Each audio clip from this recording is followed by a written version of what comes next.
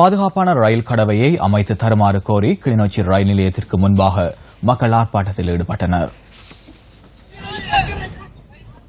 கடந்த சில நாட்களில் மாத்திரம் பாதுகாப்பற்ற ரயில் கடவையினால் 19 பேர் வரை உயிரிழந்துள்ளனர். இதுபோன்று மேலும் உயிரிழப்புகள் ஏற்படுவதை தவிர்ப்பதற்கு உரிய பாதுகாப்பு கடவைகளை அமைத்து தருமாறு மக்கள் கோரிக்கை விடுத்துள்ளனர்.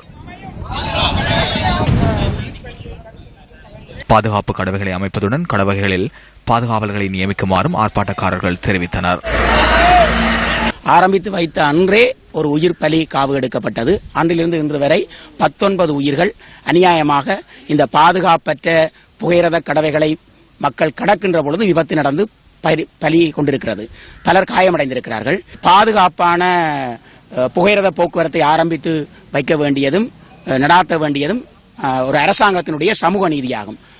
ட்ரெயின் வரும்போது மக்கள் பாதுகாப்பற்ற பாதைகளால் பயணம் செய்வதால் உயிர்ப்பலிகளுக்கு ஆளாகின்றார்கள். கடவைகள் போடப்படவில்லை, பாதுகாப்பு கடவைகள் போடப்படவில்லை, அதுக்குரிய ஆட்களையும் அங்கு நியமிக்கவில்லை.